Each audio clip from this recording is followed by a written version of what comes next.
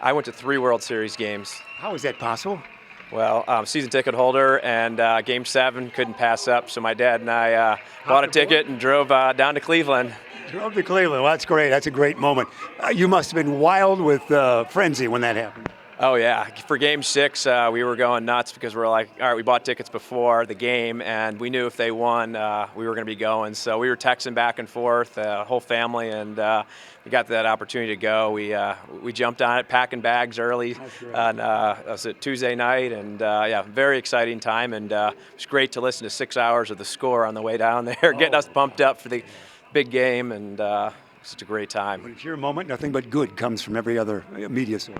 Yeah. You know, it's everything right now is pretty celebratory, so it's just fun taking it all in. You being a college star, of course, Arizona State, a great Larkin star, knowing many of these guys, you had a chance to really celebrate with the team after Game 7, didn't you? So we got down by the dugout after, and it was really cool to get down there and just be right up there with the team and see them bring out the trophy, and just everyone's splashing everyone with beer. And then it started raining, and we were out there for almost 2 hours, I would say, and just got drenched, and pretty cool moment. There was some thunder we heard in the background after it all, and everyone started saying, "Oh, it's Ronnie and Ernie and Harry," and it was pretty special to to hear that, and everyone think that they're with us as well. So that's a great moment. Yeah. No, and Dad enjoyed it, didn't he? Oh, my dad had a blast. It was the coolest thing to do with your father, to go to a game like that, and probably the best sporting event we'll ever go to in our life. I don't know how you top that, but it was just some great memories. You went to the parade on the Friday following that, and tell me about that. So I went to the parade with my brother. We got up pretty early, but not early enough. I couldn't believe how many people were down there, 5 million in total, which was amazing. So it was very crowded, but all Cubs fans, everyone having a good time, and stayed for the whole parade, and went back to Wrigleyville. We had to get a picture in front of the marquee after, and get a celebratory beer. I didn't get to do that with my dad. We stayed at Progressive Field till 2 a.m.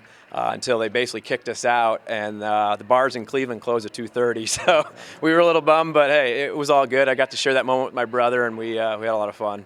Your man Kipnis, who you knew from your college days, was nearly the MVP when it was 3-1 up, and he hit that long home run. It was him circling the bases at Wrigley. It was a very quiet moment in that Game 4, wasn't it? Yes, it was, and to see him do that, you're like, okay. On one hand, you're like, yeah, ASU alum, you're excited, but like, hey, don't do too much because I want to win here. And so it was bittersweet, but I'm glad the Cubs came out on top at the end. That was the lowest moment, but you climbed the mountain, and it was tremendous after that. And Kipnis went to school with Bartman, didn't he? Yes, he did. That's incredible. You couldn't chart that. No, and he actually said Bartman should probably, either throw out the first pitch, maybe next year, they get their rings. That'd be kind of cool. Well, you've got the entire 6 degrees of separation of the entire baseball world with all that.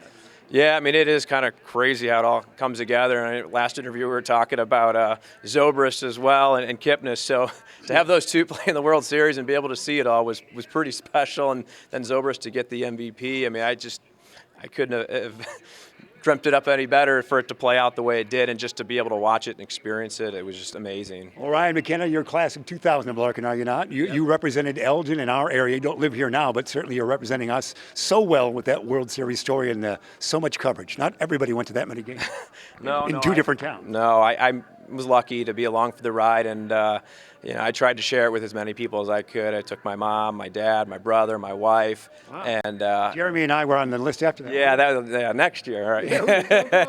And then, taking my dad to Cleveland, it was one of those where we couldn't pass up that opportunity for a Game 7, the Cubs, and been 108 years, so we weren't going to let that one slip away. And it turned out, I mean, there were so many twists and turns, and there were moments where you're like, oh, we get trying to prepare yourself, but you're like, no, keep believing. We're going to do this. We've come from behind, many times this year, and so the way it played out, it was truly magical, and it couldn't have asked for anything any better. I guess we'll do the quick carry for you. All right, everybody. This is Ryan McKenna. You gotta like him. Thanks, Jeff. Appreciate it. Always a good time. Yeah.